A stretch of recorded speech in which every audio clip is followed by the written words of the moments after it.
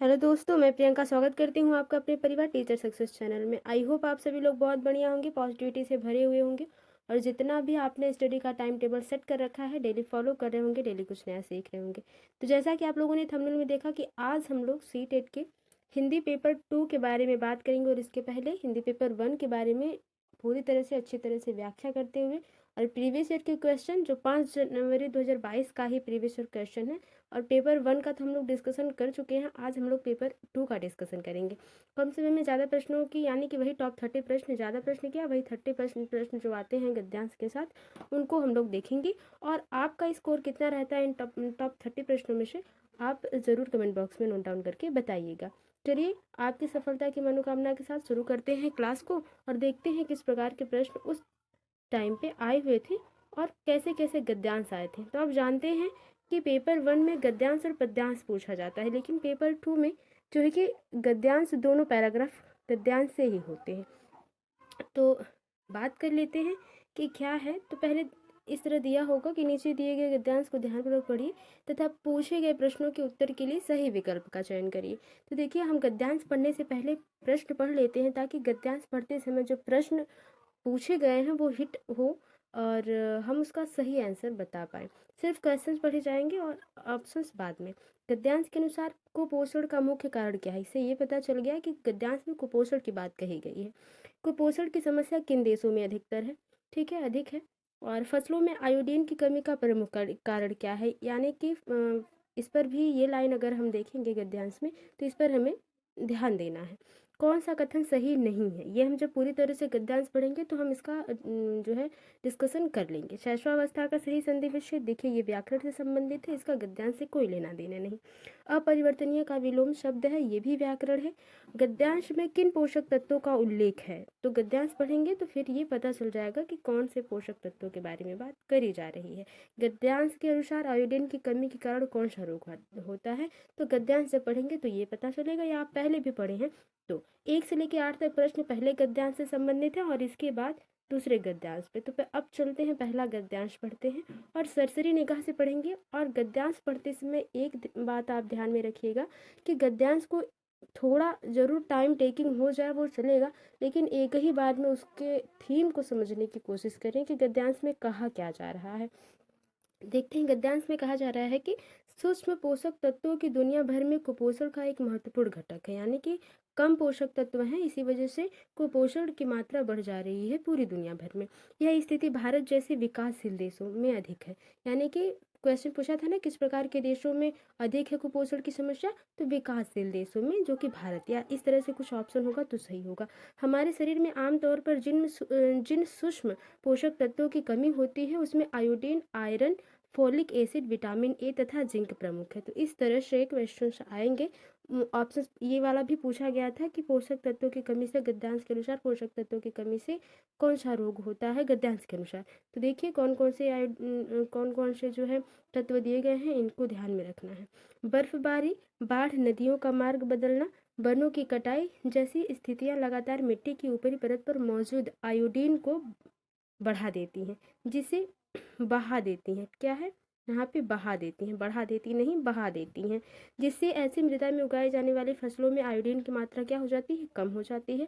परिणाम स्वरूप मवेशियों और मनुष्यों के आहार में भी आयोडीन की कमी हो जाती है। किसी में? आयोडीन की। पहले माना जाता था कि आयोडीन की कमी से केवल घेंघा, ठीक है, यहाँ पे हो जाएगा घेंघा और बौनापन ही नहीं होता है, लेकिन यह स्पष्ट हो जाता है ही होता है। थोड़ी सी मिसप्रिंटिंग है, उसके लिए सॉरी। ठीक है, घेंघा और बौनापन ही होता है, लेकिन यह स्पष्ट हो गया है कि इसकी कमी से भ्रूण से लेकर शैशवावस्था और फिर वयस्क होने तक गंभीर स्वास्थ्य और सामाजिक समस्याएं होती हैं। यानी कि आयोडीन की कमी से सामाजिक समस्याएं भी होती हैं। इनमें से अधिकतर स्थितियां अदृश्य, अपरिवर्तनीय हैं, पर इन्हें रोका जा सकता है।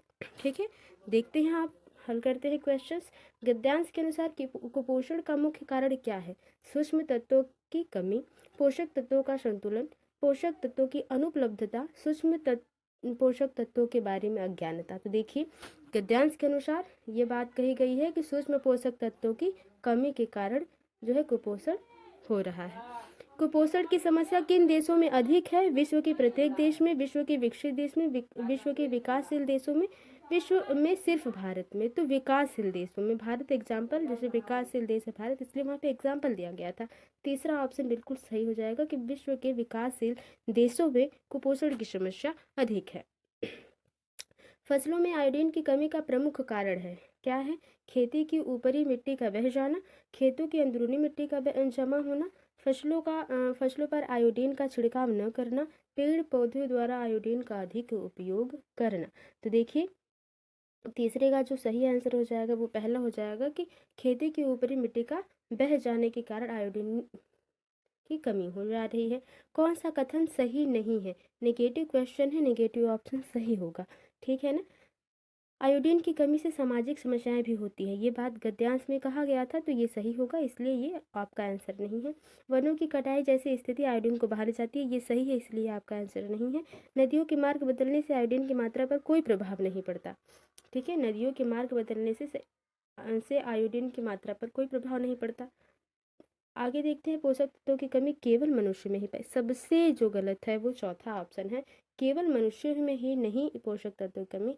जितने भी जीव जंतु पेड़ पौधे हैं पृथ्वी पर, सबको पोषक तत्वों की कमी होगी तो वो अपने ग्रोथ को रोक देते हैं या प्रॉब्लम होती है। चौथा ऑप्शन बिल्कुल सही हो जाता है। शैशवावस्था का सही संधि विच्छेद क्या है?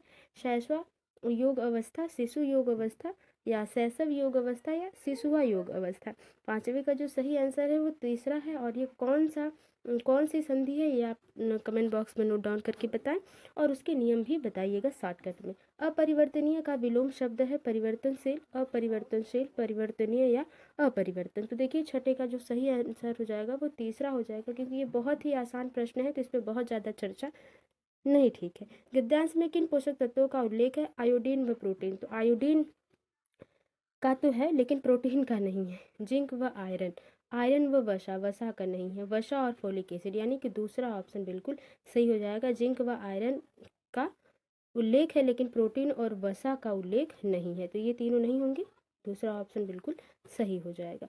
आगे देखते हैं, गद्यांश के आधार पर आयोडीन की कमी के कारण कौन सा रोग होता है? घेंघा, अंधापन, अवसाद, अस्थमा। तो घेंघा, जहाँ पे मैंने आपको कट करके बताया कि यहाँ पे घेंघा होगा, तो वही ऑप्शन सही हो जाएगा, पहला ऑप्शन।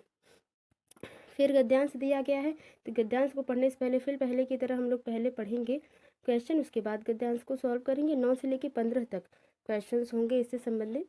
तो दुनिया की प्रकृति कैसी है? आविष्कारों का उद्देश्य क्या है? जीवन का मुख्य लक्ष्य क्या होना चाहिए? यानी कि मौलिकता इसमें दी गई है। निम्नलिखित में से कौन सा शब्द भिन्न है? ये व्याकरण या आपकी समझ पर आधारित है। लेखक ने ऐसा क्यों कहा है कि जीवन को सफल बनाने की सीढ़ी हमारे भीतर है? ठीक है, ये पढ़ेंगे तब समझ में आएगा। गद्यांश के अनुसार सबसे महत्वपूर्ण तथ्य कौन सा है?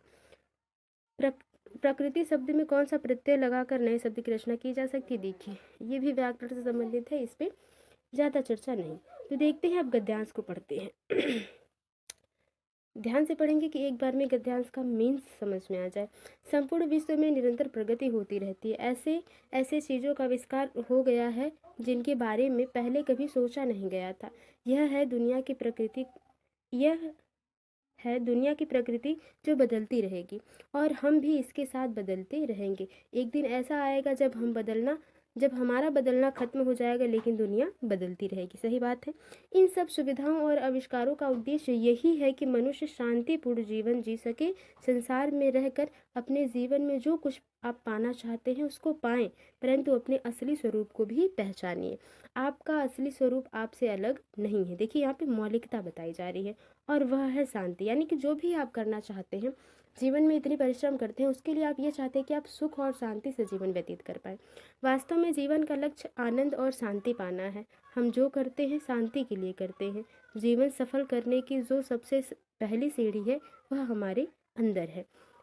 इस लाइन से देखिए क्वेश्चन बना है, हम जिस शांति की बात करते हैं वह सबके हृदय में है। हमारा हृदय अंदर से प्रेरित करता है कि हमें अपने जीवन को सफल बनाने और अपने अंदर जो शांति है उसका अनुभव कीजिए। जिस दिन हम अपने हृदय की प्यास को समझना शुरू कर देंगे, उस दिन शांति के लिए हमारी खोज शुरू होगी। या यह महत्वपूर्ण है कि हमारे बारे में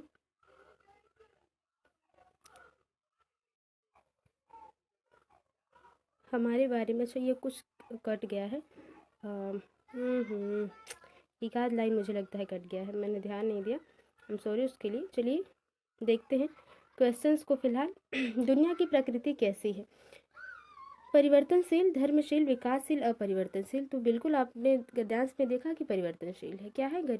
परिवर्तनशील है कि जो दुनिया है वो प्रकृति है वो बदलती रहेगी हमेशा। आविष्कारों का उद्देश्य क्या है? मनुष्य शांति और आनंद की अनुभूति कर सके, मनुष्य भौतिक सुविधाओं का लाभ उठा सके, मनुष्य तरह तरह के पुरस्कार प्राप्त कर सके, मनुष्य अपना वर्चस्व स्थापित कर सके। 10वें का जो सही आंसर हो जाएगा वो पहला बिल्कुल हो जाएगा, इसमें कुछ सोचने वाली बात है ही नहीं। जीवन का मुख्य लक्ष्य क्या होना चाहिए? जीवन का मुख्य लक्ष्य क्या होना चाहिए? सामाजिक प्रतिष्ठा, भौतिक वस्तुओं का निर्माण, शांति और आनंद, निरंतर प्रगति। तो देखिए जीवन का मुख्य लक्ष्य क्या होना चाहिए? शांति और आनंद। आप आनंद और शांति से जीवन को व्यतीत कर पाए। आगे देखते हैं, निम्नलिखित में से कौन सा शब्द भिन्न है? प्रगति, शांति, विकास और उन्नति। भारत के सही आंसर की बात कर ली जाए, प्रगति, विकास और उन्नति ये एक ही चीज़ें हैं, शांति जो है वो बिल्कुल अलग है। ठीक है, लेखक ने ऐसा क्यों कहा है कि जीवन को सफल बनाने की सीढ़ी हमारे भीतर है? क्योंकि हमारा अंतर्मन हमें निरुत्साहित करता है, हमारा अंतर्मन हमें प्रोत्साहित करता है, हमारा अंतर्मन हमें विचलित करता रहता है, हमारा अंतर्मन हमें झकझोरता रहता है। तो यही लाइन जो है वो कट गई है पैराग्राफ में, गद्यांश में, उसके लिए बहुत सॉरी हूँ मैं। तो इसका जो सही आंसर हो जाएगा 13 का, वो दूसरा हो जाएगा कि हमारा अंतर्मन हमें प्रोत्साहित करता है। देखिए आप इससे ये समझ सकते हैं कि जो गद्यांश है वो पॉजिटिव मौलिकता की बात कर रहा है, तो यहाँ पे मौलिक चीज़ें ही सही होंगी। अगला है कि गद्यांश के अनुसार सबसे महत्वपूर्ण तथ्य कौन सा है? प्रत्येक व्यक्ति के बारे में जानना, अपने परिवार के सदस्यों को जानना, अपने मित्रों के बारे में जानना, स्वयं की पहचान करना। तो आप इसको समझ सकते हैं कि इसका सही आंसर चौथा ही हो जाएगा कि स्वयं की पहचान करना, क्योंकि ये पॉजिटिव है। प्रकृति शब्द में कौन सा प्रत्यय लगाकर नए शब्द की रचना की जा सकती है? तो प्रकृति में हम कौन सा इत लगाएंगे, इक लगाएंगे, क लगाएंगे या त लगाएंगे? देखिए प्राकृतिक इक लगा देंगे तो हमारा प्रकृतिक क्या हो जाएगा? प्राकृतिक हो जाएगा। तो यही आसान हो गया। इक जोड़ देंगे हम तो क्या हो जाएगा? नए शब्द की रचना हो जाएगी। भाषा से क्या अभिप्राय है? यहाँ से पैडागॉजी शुरू हो गया, आपका हिंदी पैडागॉजी शुरू हो गया। भाषा विज्ञान की व्यवस्था है, व्यवस्थाओं की व्यवस्था है। सबसे आसान है, दूसरा वाला आंसर सही हो जाएगा। जो भाषा है वो व्यवस्थाओं की व्यवस्था है, कई व्यवस्थाओं ने मिलकर भाषा को क्या किया है? निर्माण किया है। आगे देखते हैं, जीव कुछ विशेष सूचना जानने के लिए, किसके लिए? जीवा, यहाँ पे होगा जीवा, नाम है एक बच्चे का या बच्चे का। सूचना जानने के लिए, क्या करने के लिए? जानने के लिए एक पाठ्य सामग्री पढ़ती है। इस प्रकार के पठन को क्या कहा जाता है? यानी कि आपके पास अखबार दिया गया और आपको कोई मुख्य बिंदु पढ़ना है, ढूंढना है, तो उस मुख्य बिंदु को ढूंढने के लिए आप ध्यानपूर्वक पढ़ेंगे, बिल्कुल। तो इसको क्या कहेंगे? बारीकी से पठन, सरसरी तौर पर पठन, द्रुतगामी पठन या गहन पठन। क्वेश्चन के हिसाब से जो सही आंसर हो जाएगा वो बारीकी से पठन। ठीक है, आप विशेष सूचना जानने के लिए पढ़ रहे हैं तो उसके लिए आपको बारीकी से पढ़ना पड़ेगा, ध्यानपूर्वक पढ़ना पड़ेगा। पहला ऑप्शन बिल्कुल सही हो जाएगा। अगला है कि व्याकरण अधिगम में अर्थ से नियम की ओर जाने का क्या तात्पर्य है? पहले अर्थ पढ़ेंगे, उसके बाद हम क्या करते हैं? नियम। शिक्षार्थी पहले समझ के साथ व्याकरणिक नियमों का इस्तेमाल करते हैं और बाद में नियमों की खोज करते हैं। ठीक, क्या पहले नियम का इस्तेमाल करेंगे, बाद में नियमों की खोज करेंगे? पहले नियमों का उदाहरण में, पहले यानी कि उदाहरण देखते हैं आप, फिर नियम बनाते हैं, ये चीज़ें। तो ये क्वेश्चन के हिसाब से मैच करिए, थोड़ी सी पॉजिटिव है। और देखते हैं, शिक्षार्थी को सर्वप्रथम नियम सीखने के लिए कहा जाता है और बाद में उन नियमों पर प्रयोग करने के लिए कहा जाता है। अध्यापक पहले नियम पढ़ाते हैं और शिक्षार्थी ड्रिल के माध्यम से, ये गलत हो गया बिल्कुल। शिक्षार्थी पहले व्याकरणिक नियमों की समझ के प्रति समझ बनाते हैं और बाद में पृथकता में उनका इस्तेमाल करते हैं। ठीक है, इस्तेमाल करते हैं हो जाएगा, यहाँ पे इस्तेमाल करते हैं। तो 18 का जो सही आंसर हो जाएगा वो पहला ही हो जाएगा, बिना कहे सुने। शिक्षार्थियों की वाचन कौशल क्षमता को विकसित करने के लिए सर्वाधिक उपयुक्त आकलन कार्य कौन सा है? यानी कि उनका संप्रेषण, कम्युनिकेशन स्किल को डेवलप करने के लिए सबसे अच्छा आकलन कौन सा आकलन होगा? किसी दी गई स्थिति में वक्तव्य लिखना, जैसा दिया गया है वैसा लिख देना तो नहीं। खेल के किसी दृश्य का वर्णन करना, किसी श्रवण सामग्री को सुनना और इस पर प्रतिक्रिया देना, रोल प्ले में किसी पत्र को अभिनीत करना, किसी पात्र को अभिनीत करना। देखिए, दो ऑप्शंस सही हैं ये दोनों, दूसरा और तीसरा, लेकिन सबसे पॉजिटिव है चौथा। क्यों? क्योंकि यहाँ पे करके सीखना, रोल प्ले मतलब करके सीखने पर जोर दिया जा रहा है, तो ये सही हो जाएगा बिल्कुल। ठीक है, निम्नलिखित में से कौन सा अधिगम के लिए आकलन है, यानी कि सीखने के लिए परीक्षण करना। ठीक है, ये कहने का मतलब है क्वेश्चन का।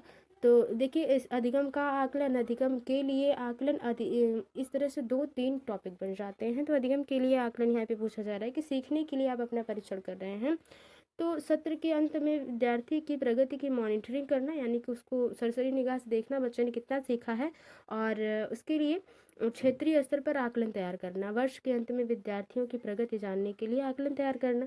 शिक्षण अधिगम प्रक्रिया के दौरान विद्यार्थियों की प्रगति की निगरानी और उसमें सुधार करने के लिए आकलन तैयार करना। चौथा है कि राष्ट्रीय उपलब्धि सर्वेक्षण जैसे आकलन संबंधित गतिविधियां। देखिए, आकलन अधिगम के लिए आकलन कि आप सीखने के लिए परीक्षण कर रहे हैं कि बच्चा और भी सीख सके, तो इसके लिए क्या हो जाएगा, उसमें सुधार करने के लिए आकलन तैयार करना कि जिस बच्चे ने जो सीखा उसमें कुछ तो त्रुटियां होंगी, उस त्रुटि को सुधार करने के लिए सबसे सही तीसरा ऑप्शन हो जाएगा। आगे देखते हैं 21वां है क्वेश्चन की प्राथमिक विद्यालय की एक कक्षा में कार्टून पुस्तकें बहुत से चित्र वाले 10 पृष्ठीय, यानी कि 10 पृष्ठीय छोटी छोटी पुस्तक और समाचार पत्र रखे गए हैं, जिन्हें शिक्षार्थी जब चाहे या जब भी समय मिले पढ़ सकते हैं। यह कक्षा में क्या करने का प्रयास किया जा रहा है, जैसे आप अगर प्राथमिक कक्षाओं में पढ़ा रहे होंगे, आपने क्लासेस प्राइवेट पढ़ाया होगा या कोचिंग्स पढ़ाए होंगे, तो उसमें आप लोगों ने ज़रूर देखा होगा बच्चों को खेल खेल में सिखाने के लिए बच्चों के सामने जो है अलग अलग जो है ABCD ऐसे सिखाने के लिए ऐसे टॉयज़ होते हैं, या कुछ चित्र बनाए जाते हैं जिसमें बच्चा इंटरेस्ट लेके पढ़ता है। वही सी चीज़ मुद्रित समृद्ध परिवेश सृजित किया जा रहा है। शिक्षार्थियों में पठन संबंधी आदतों का विकास किया जा रहा है। शिक्षार्थियों में पठन समूह सृजित किए जा रहे हैं। अकादमिक परिवेश सुरक्षित किया। अकादमिक परिवेश क्यों सुरक्षित किया जाएगा भाई, ऐसी बात नहीं है। पहला, यानी कि जो भी लिखा गया है वो ऐसा परिवेश है ताकि बच्चे उससे जो है कि मन लगा के उसमें पढ़ पाए, रुचि ले सके। ठीक है, पहला ऑप्शन बिल्कुल सही हो जाएगा। भाषा के साथ संलग्नता से क्या तात्पर्य है? शिक्षार्थी भाषा के नियम सीखते हैं। अध्यापक भाषा अधिगम के लिए शिक्षार्थियों के साथ काम करते हैं। शिक्षार्थी शब्द और वाक्य का अर्थ समझे बगैर उन्हें डिकोड करते हैं। शिक्षार्थी भिन्न भिन्न उद्देश्यों के लिए भाषा का प्रयोग करते हैं और सीखते हैं। तो देखिए, सही आंसर हो जाएगा यही कि शिक्षार्थी क्या करते हैं, भिन्न भिन्न उद्देश्यों के लिए भाषा का प्रयोग करते हैं और सीखते हैं। उनके अलग अलग टॉपिक्स होते हैं, अलग अलग वो एरिया में, क्षेत्र में जाना चाहते हैं, इसके लिए वो अलग अलग भाषाओं को सीखते हैं और उनका प्रयोग करते हैं। चौथा ऑप्शन बिल्कुल सही हो जाएगा। एक अध्यापिका कक्षा 1 में वर्णमाला के अक्षर लिखना सिखाती है। वह अक्षर लिखना सीखने के लिए बताती है कि कहाँ से शुरू किया जाए और किस तरह लेखनी मोड़ी जाए। वह अपने शिक्षार्थियों में किसके प्रति समझ बनाने का प्रयास कर रही हैं, लेखन कौशल, रूब्रिक लेखन या लिखने के तरीके। वो लेखन कौशल के बारे में तो नहीं बता रहे, लेखन कौशल भी हो सकता है, लेकिन वो लिखने के तरीके, अगर ये ऑप्शन नहीं होता तो पहला ऑप्शन सही होता, लेकिन तीसरा ऑप्शन यहाँ पे सबसे सटीक हो जाएगा क्वेश्चन के हिसाब से। आगे देखते हैं उत्पाद शब्द संपदा से क्या तात्पर्य है। उत्पाद शब्द संपदा आप बोल रहे हैं और उसका प्रयोग कर रहे हैं, वो हो जाएगा। जिन शब्दों को हम सुनते पढ़ते हैं और उसकी पहचान करते हैं, वह शब्द जिनका हम बोलते समय प्रत्यास्मरण करते हैं, वे शब्द जिन्हें हम लेखन और वाचन में प्रयुक्त करते हैं, वह शब्द जिन्हें हम श्रवण या लेखन के दौरान पहचान नहीं पाते। 24 का जो सही आंसर हो जाएगा वो बिल्कुल तीसरा ऑप्शन हो जाएगा कि हम लिखने और वाचन में जो प्रयोग करते हैं, लिखने और बोलने में, उसको उत्पाद शब्द संपदा कहा जाता है। भाषाओं के अधिगम के बारे में कौन सी बात सही नहीं है? मातृभाषा बेहतर संज्ञानात्मक वृद्धि में मदद करती है, ये सही है। क्वेश्चन नेगेटिव है, नेगेटिव ऑप्शन सही होगा, तो ये आपका आंसर नहीं है। मातृभाषा दूसरी भाषाओं के अधिगम को बाधित करती है, यही नेगेटिव है। आगे पढ़ते हैं। मातृभाषा अंतर व्यक्तिगत संप्रेषण कौशल को, संप्रेषण यानी कम्युनिकेशन स्किल को सुगमता प्रदान करती है, ये सभी सही हैं। दूसरा ऑप्शन जो है नेगेटिव है, यही ऑप्शन सही हो जाएगा। लेखन के किस उपागम को लिखने के द्वारा लिखना सीखना कह सकते हैं, यानी लिख लिख कर सीखना? प्रक्रिया उपागम, यानी कि करके सीख रहा है बच्चा, तो प्रक्रिया उपागम हो जाएगा। उत्पाद उपागम दूसरे के लेखन की नकल करना, ठीक है। बिंदुओं में लिखना। 26 के सही आंसर की बात कर ली जाए तो बच्चा क्या कर रहा है, लिखने के द्वारा लिखना सीख रहा है, यानी कि लिख लिख कर सीख रहा है, तो प्रक्रिया उपागम है, करके सीखना, ठीक है।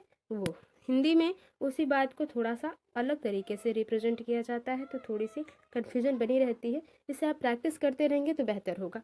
कक्षा 3 की अध्यापिका अपने शिक्षार्थियों को विशेषण पढ़ाते समय उन सभी शब्दों की सूची बनाने के लिए कहती है जो किसी वाक्य में व्यक्ति या वस्तु की खूबी का वर्णन करे। यानी कि विशेषण उसे ही कहते हैं जो संज्ञा सर्वनाम की क्या करे, विशेषता को बताए। तो वही बात है, यह कार्य सहपाठियों के साथ चर्चा करने के लिए कहती है। शब्द संपदा पढ़ाने का यह कौन सा तरीका है, शब्दों के साथ संबंध बैठाना, वर्णन करने वाला शब्द, यानी कि वो शब्द जो क्या करे, वर्णन करे, उसके बारे में विस्तृत जानकारी दे, ठीक है। संदर्भ में विशेषण, संदर्भ में शब्द संपदा, यानी कि जो टॉपिक दिया गया है उसी में ही शब्द को, नए नए शब्द को सीखना। चौथा ऑप्शन बिल्कुल सही हो जाएगा। ये अलग अलग टॉपिक्स में बखूबी हम लोग इस पर चर्चाएं करते हैं। फिलहाल आगे देखते हैं। राष्ट्रीय शिक्षा नीति 2020 के अनुसार विद्यालय शिक्षा का क्या ढांचा है। बहुत ही आसान, कई बार आप लोगों ने रट लिया होगा, ठीक है। तो 28 का जो सही आंसर हो जाएगा वही हो जाएगा 5, 3, 3 और 4, यही ढांचा है। आगे देखते हैं अगला क्वेश्चन। आरंभिक वर्षों के दौरान बच्चे दीवारों, फर्श, कागज आदि पर आड़ी तिरछी रेखाएं बनाते हैं, यह क्या है। सही बात है। जब बच्चे आप नर्सरी में आप पढ़ा रहे होंगे तो बच्चे उसमें ना अधिकतर कॉपी पे कम, दीवारों पे ज़्यादा लिखते हैं क्लास के टाइम पे। तो ये क्या है, कुछ भी वो बनाते रहते हैं, कुछ भी बनाते रहते हैं, तो उसको आरंभिक साक्षरता का भाग या अधिगम के लिए इसके कोई मायने नहीं है। नहीं मायने, बच्चे जो भी करते हैं उसका एक कुछ ना कुछ तो मतलब होता है। गणित का सीखना, भाषा अधिगम, तो ये पहला ऑप्शन हो जाएगा। आरंभिक साक्षरता का भाग है, वो कुछ तो सीखना चाह रहे हैं उससे। लास्ट क्वेश्चन है, भाषा अधिगम और अर्जन, यानी कि जो है लर्निंग और एक्विजिशन के बारे में कौन सा सही नहीं है। नेगेटिव क्वेश्चन और सबसे आसान क्वेश्चन है मुझे जहाँ तक लगता है कि आपने सबसे पहले अधिगम और अर्जन ही पढ़ा होगा हिंदी में। यदि अवसर और परिवेश दिया जाए तो सभी बच्चे अनेक भाषाएं सीख सकते हैं, ये बात सही है। बच्चे जो है जिस भी परिवेश, सारे परिवेश अगर उनके आधार पर दिए जाए तो वो सारी चीज़ों को आसानी से सीख सकते हैं। सही है, इसलिए ये सही नहीं है क्योंकि नेगेटिव क्वेश्चन कुछ। प्रथम भाषा दूसरी भाषा के अधिगम में व्यवधान डालती है, यानी कि परेशानी करती है, प्रॉब्लम्स क्रिएट करती है, तो ऐसी बात नहीं है। अगर आप 3 भाषाएं भी सीख लेते हैं तो वो आपको कोई नुकसान तो नहीं करने वाली है, यही नेगेटिव है और यही दूसरा ऑप्शन बिल्कुल सही हो जाएगा। तो ये थे टॉप 30 प्रश्न। आई होप आपको समझ में आया होंगे। वीडियो थोड़ी सी भी हेल्पफुल लगी हो तो लाइक करें, शेयर करें, कमेंट बॉक्स में बताएं कि आपको वीडियो कैसी लगी। मिलते हैं आपसे अगली वीडियो में, तब तक के लिए bye bye, take care, be positive, be motivated. धन्यवाद।